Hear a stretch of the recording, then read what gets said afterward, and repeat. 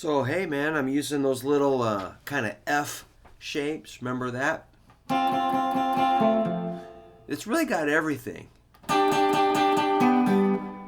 It's amazing. It's got the Chuck Berry rock and roll lead guitar business, plus a major third and a root.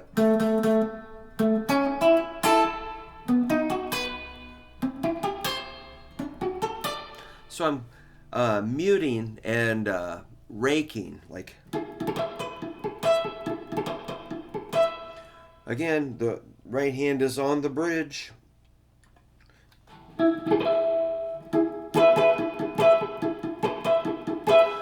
Kind of just doing a rhythm. Ba ba ba ba ba ba ba ba ba ba ba ba ba da da da da.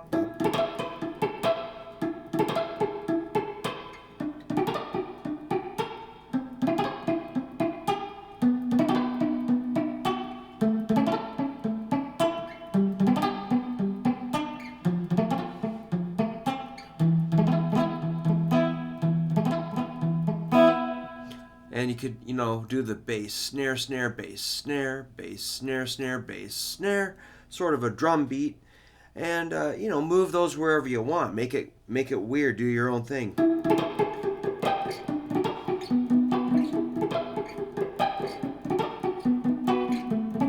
And of course, you can do the major and minor, major, minor.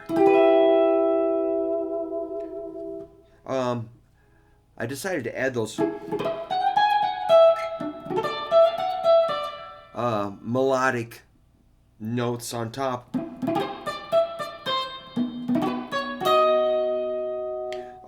That's the pinky.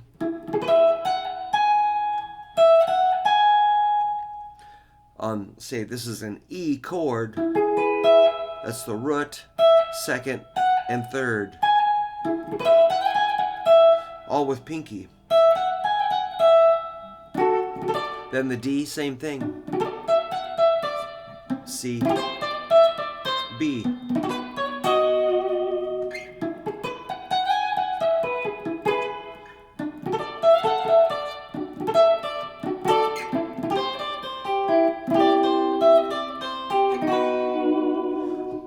And of course we can add the dominant seventh on the second string. So here's E. This makes E7. If you're curious, this is 14, 13, 12, 12. And the 15 on the second string, that's a D, our dominant 7.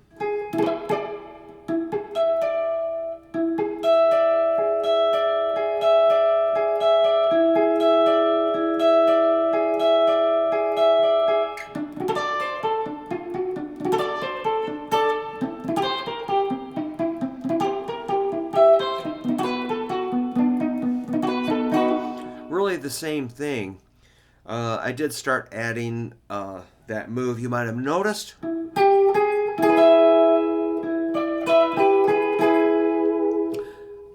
That's really, really common. So I'm just doing the lifting up the middle finger and I'm barring across 3 strings. So we get this.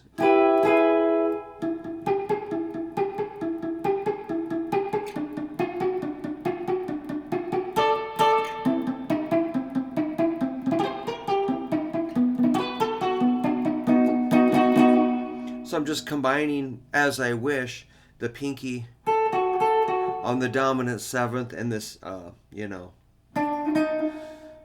minor to major business.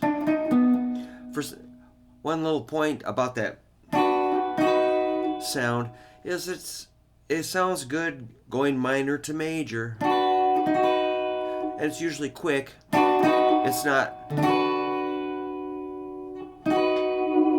typically, but that does not really work in reverse as well. I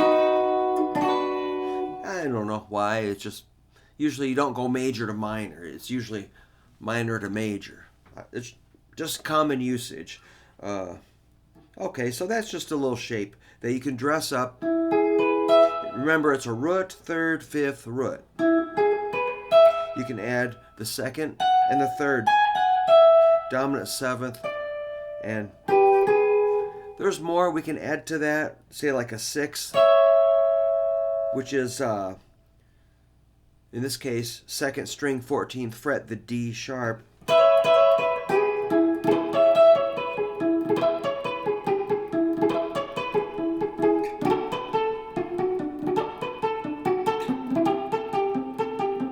That's adding the 6th interval. That sounds good. That 6th can bounce up to the flatted 7th.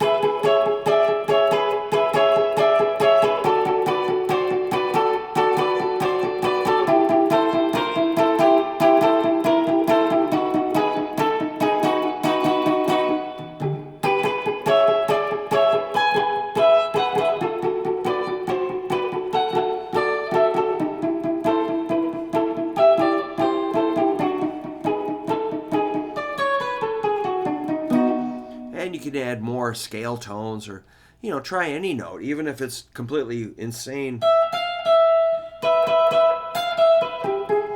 Outside of the scale.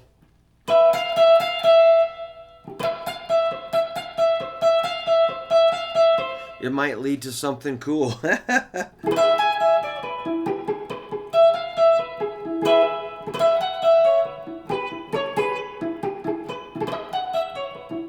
And the more you do this, you realize any note can work. Just some work a little bit better than others, or some are more consonant while others are a little dissonant. And, you just like, all right, that's a note. It's not what is commonly used. And you can just like, all right, that's just a little bit out there, like a flatted 9th is what that would be. Here's a 9th or a 2nd.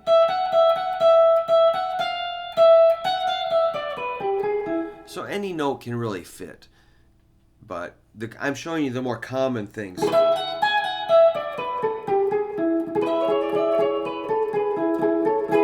Man, that's about all you need.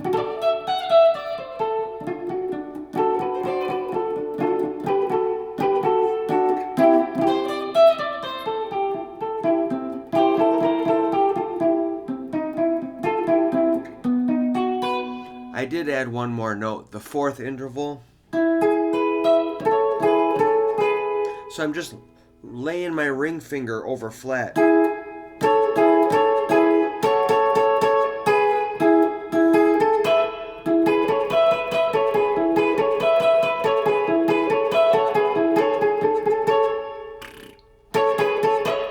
Shut up.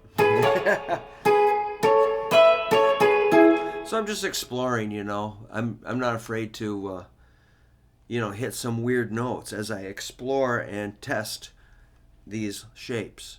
And so I'm always kind of just feeling them out, and, they kind of ring in my head, and I use them on stage, I use them to practice, I use them to write songs. Really, this little shape, man, it's just a root, 3rd, 5th root. Make sure you got that down. That's an E, D, C, B, A, G, F, E. For basic survival, you gotta know what that is. If you need help with that, let me know. I can make a video explaining how to know that. But, if you can just take what I just said and learn it, you're gonna be able to function. And the world does need more functional lead guitar players. We need more people that can jump in and do a gig without, having a panic attack. It's a job, and we need more guitar players that can really play. So dig in and work on your leads, and you'll never not have a job.